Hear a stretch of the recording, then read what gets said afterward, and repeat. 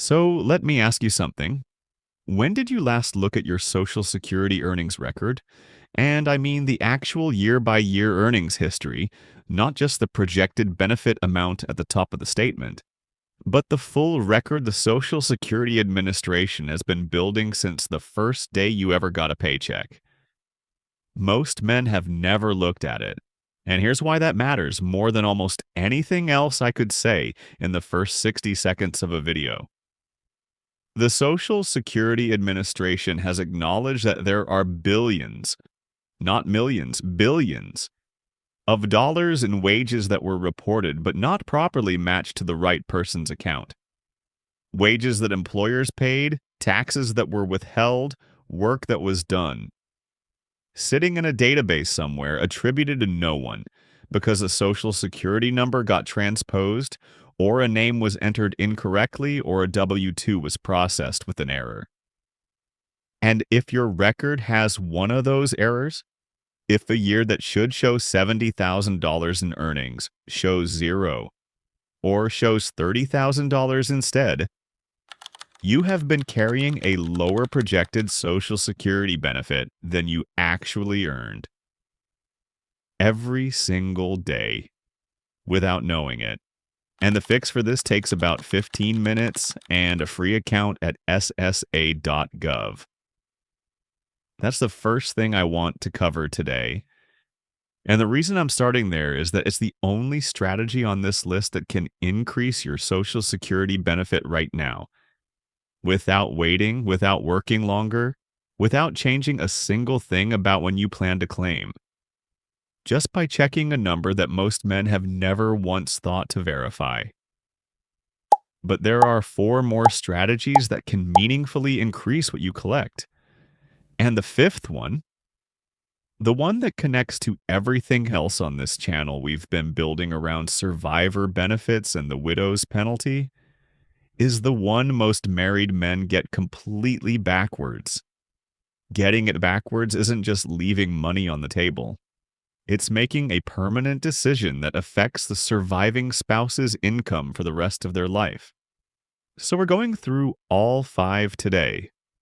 And I want to start with something you actually need to understand before the strategies make full sense. How the Social Security number on your statement actually gets built.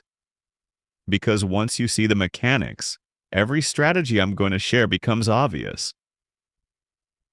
By the way, my name is Edward Gray, and I'm a retiree just like you. On this channel, I share what I've learned from my own retirement, my own mistakes, and the conversations I've had along the way. So you can see where you stand and what you might do differently. If that sounds like something you want more of, hit subscribe and become part of this community. And while you're down there, drop a comment. Have you ever checked your Social Security earnings record? Tell me yes or no. All right, here's how the number gets built. You see, every year you work and pay Social Security taxes, SSA records how much you earned, up to the taxable cap, which in 2026 is $184,500. Anything above that cap doesn't count toward your benefit and isn't subject to the Social Security tax. But SSA doesn't just look at the raw dollar amounts from those years. They adjust them for wage inflation. Earnings from 1995, 2000, 2005. They get indexed upward to reflect what that income would be worth in today's terms. This indexing only applies to earnings up to age 60. After 60, whatever you earn counts at the actual dollar amount. No adjustment. Then SSA takes your 35 highest earning years, also not indexed, and averages them. Add up all 35 years, divide by 420 months, and you get a monthly figure called your average indexed monthly earnings, or AIME. Think of the AIME as the starting number everything else is calculated from. Now here's the piece most people have never heard of. SSA runs your AIME through a progressive formula using something called bend points. And these work almost like tax brackets in reverse. The first $1,286 of your monthly AIME is replaced at 90%.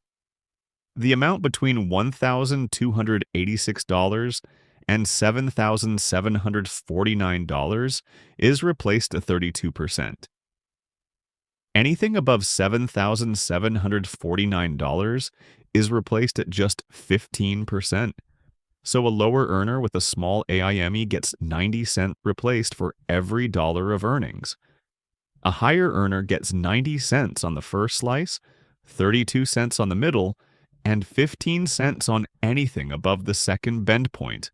The result of running your AIME through that formula is called your primary insurance amount, your PIA. And that's what you receive at full retirement age, which for most people watching is 67. Claim earlier and the PIA gets permanently reduced. Claim later and it grows. That's the whole machine. AIME goes in, PIA comes out. Claiming age adjusts it up or down. And now that you know how the machine works, here are 5 specific things that change what comes out. The first one is checking your earnings record for errors. And this is where I want to spend real time because it's the one thing most men can act on this week without changing a single other thing about their situation. Go to ssa.gov. Create a free account if you don't have one. Pull up your Social Security statement. Look at the earnings history section, not the projected benefit at the top, the actual year-by-year breakdown of what SSA has on record. Then go find an old tax return or W-2 from a year that was a significant earning year for you. Compare the number on the return to what SSA is showing. Because here's what can happen, and it's more common than most people realize. Our AW-2 gets processed with a transposition error in the Social Security number. The wages get credited to someone else's account, or to nobody's account at all. Your earnings that year show 0 or a lower number in SSA's system. And because nobody tells you this happened, you go through decades of working and paying into the system with a record that's silently understating what you actually earned. One missing high-earning year in your 35-year calculation can reduce your monthly benefit by $50, $80, even more, depending on the year and the amount. Multiply that by 20 years of retirement, and you're looking at a meaningful dollar error. The further back the error, the harder it is to correct because documentation gets harder to locate. But if you find a discrepancy and you have the W-2 or tax return showing the correct number, SSA can correct the record. The fix exists. Most men just never think to look. And here's what makes this even more important to check right now. The Social Security Fairness Act was signed in January 2025, which means for people with government pensions who were previously subject to the windfall elimination provision or the government pension offset, benefits have been recalculated. If you're in that group, teachers, firefighters, federal employees, police, your record has recently been touched. Worth verifying that the recalculation landed correctly. Check the record. It takes 15 minutes. And the potential payoff is a higher monthly check for the rest of your retirement from something you earned decades ago that just wasn't attributed correctly. Now here's something else inside the calculation that costs men money without them knowing it. And it has to do with a very specific rule about how many years of work get counted. Well, the second thing that moves the number is eliminating zeros from the 35-year calculation. SSA takes your 35 highest earning years. If you worked fewer than 35 years, you worked 30, or you had gaps, or you started a business and paid yourself very little for several years, SSA plugs zeros into the missing spots. And those zeros get averaged in just like real years of earnings. Say you worked 30 years at solid income. SSA takes those 30 years, adds 5 zeros, divides by 420 months, and your AIME is lower than it would be if all 35 years had real numbers in them. You paid into the system for 30 years, but you're being averaged over 35. For some men in their early 60s who are still working part-time or consulting, this is actionable right now. Working a few more years at even modest income replaces a zero in the calculation with a real number. If one of your zeros gets replaced by a year showing $40,000 in earnings, your 35-year average goes up, your AIME goes up, and your PIA goes up. Now, if you're married and you have zeros because you stayed home to raise children, this calculation might not be your primary concern, because you may qualify for a spousal benefit equal to up to 50% of your spouse's PIA, regardless of your own earnings history.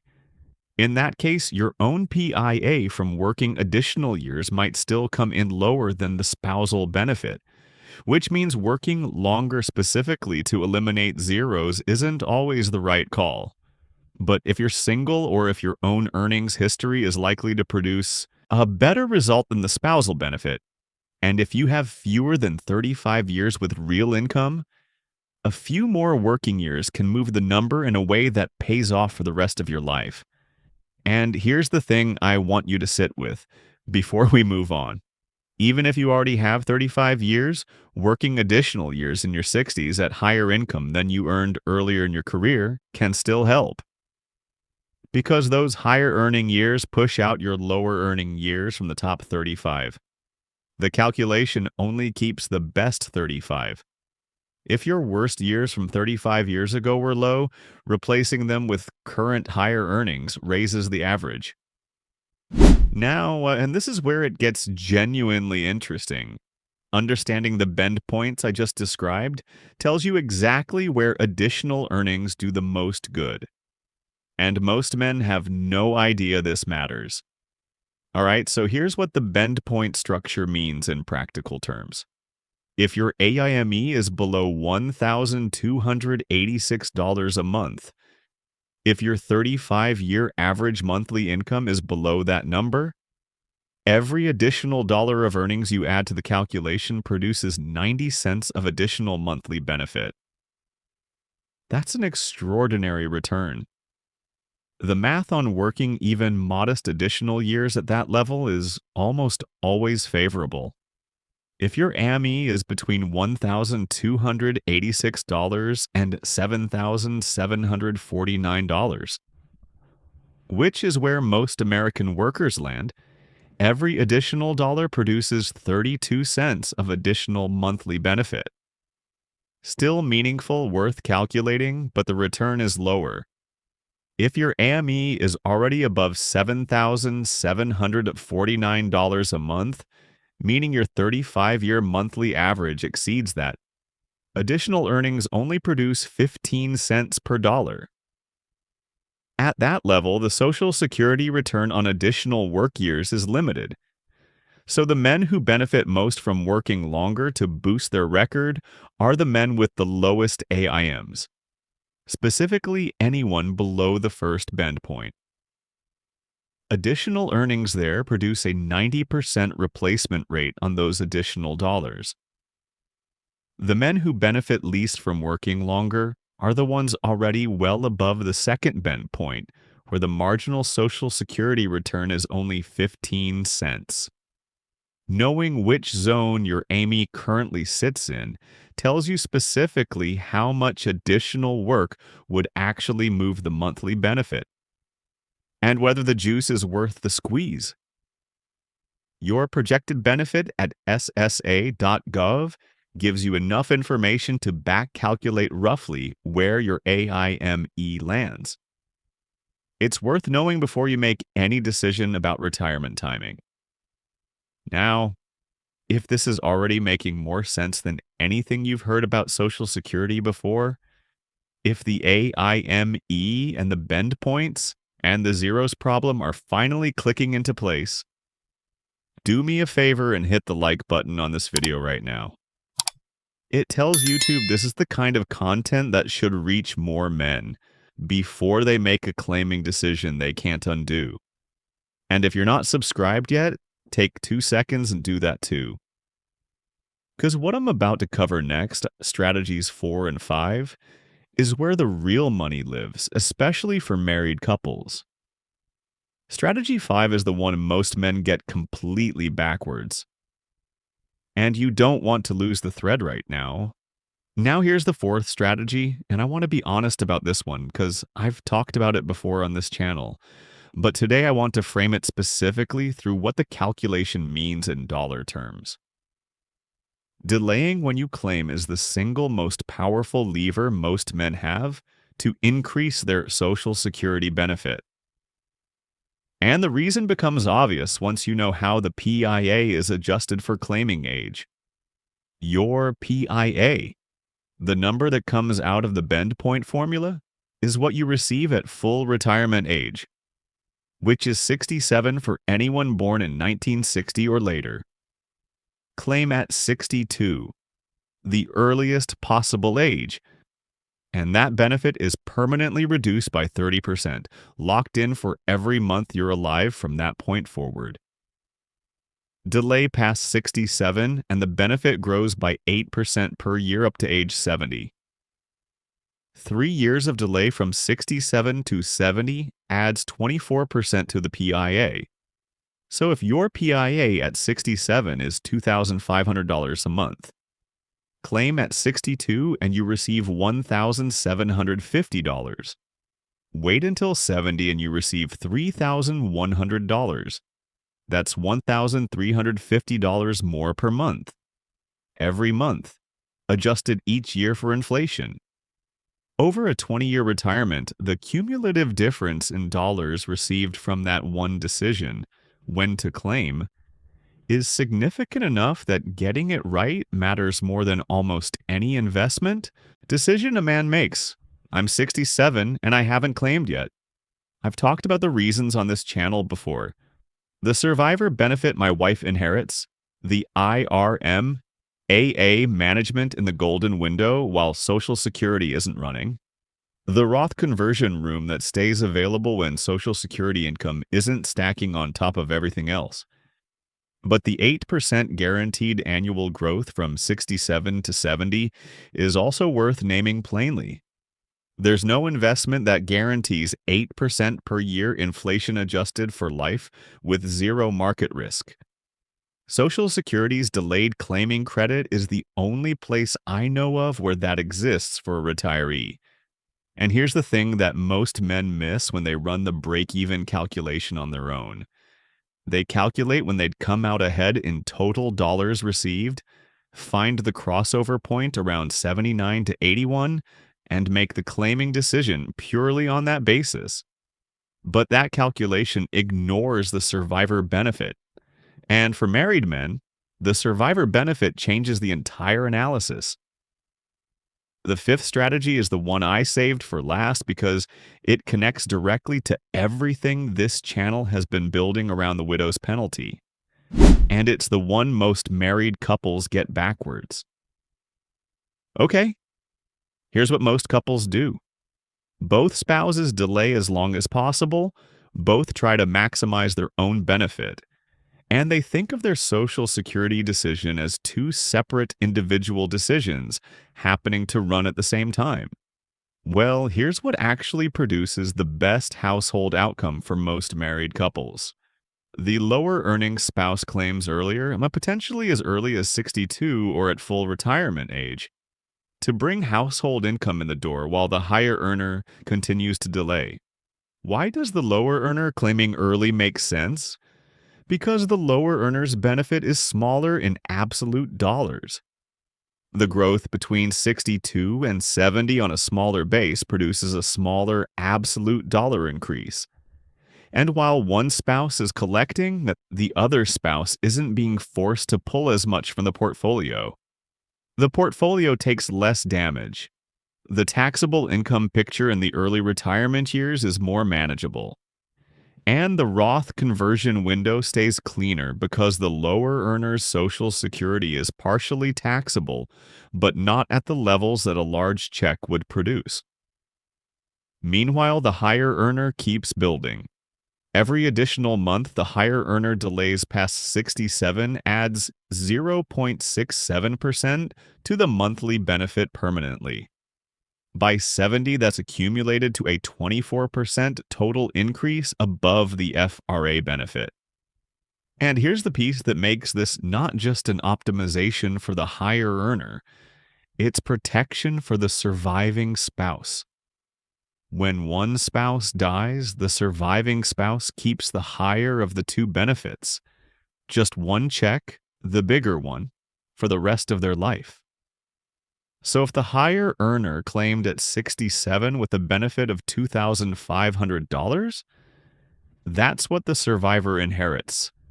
If the higher earner waited until 70 with a benefit of $3,100, that's what the survivor inherits for the rest of her life. $600 more per month, every month, for however many years she lives after he's gone, with COLA compounding on the larger base, growing wider every year. I ran this with Frank as my tax guy of 15 years, when we were planning out the Social Security timing for our household. My wife has a smaller benefit. I'm the higher earner. The survivor benefit math made the case for my continued delay more clearly than anything else in the analysis. I'm not delaying just for the additional income during my own retirement. I'm delaying because every additional month I wait increases the floor my wife has to stand on if I'm not here anymore. And the lower earner claiming earlier in a coordinated strategy brings some income into the household in the meantime without sacrificing what the survivor benefit ultimately becomes. Now, there are situations where this exact structure doesn't apply. If both spouses have similar earnings histories, the benefit of the lower earner claiming early is smaller. If the higher earner has documented health concerns that genuinely affect expected longevity, the break-even math shifts. If you're both trying to keep income low for Roth conversions during the golden window, having the lower earner delay might make sense in specific years. There's no universal formula. But the directional principle, higher earner delays to maximize the survivor, benefit, lower earner coordinates around that, produces the best outcome for most married couples in most situations. All right, 5 strategies. Check your earnings record at ssa.gov. 15 minutes, free, potentially worth thousands in corrected benefit over a retirement. Eliminate zeros from the 35-year calculation by working additional years if you're below 35 years of real income. Understand where your AIME sits relative to the bend points so you know exactly how much additional earnings would actually move the monthly benefit. Delay claiming specifically the higher earner because the 8% guaranteed annual growth from 67 to 70 has no equivalent anywhere in the financial world for a retiree. And coordinate spousal benefits, so the lower earner's earlier claiming supports the household, while the higher earner builds the largest possible survivor benefit. The Social Security check you receive in retirement isn't fixed. It's the result of decisions, some already made, some still available, that interact with each other in ways the statement at ssa.gov doesn't explain. The men who understand those interactions arrive at a meaningfully higher guaranteed inflation-adjusted income for life than the men who take the first number the government shows them and assume it's the best available.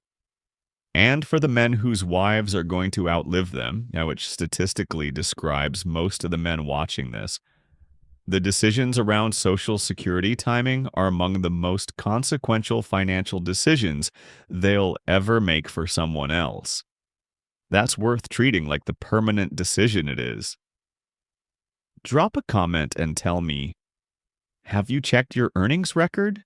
And if you have, did everything match up, or did you find something off? Because I'd genuinely be surprised if the men in this community have a clean record rate of 100%. Errors happen more than people realize. And if you're married and you haven't sat down together and looked at both your projected benefits as a coordinated household decision rather than two separate individual ones, that's the conversation worth having before either of you files for anything.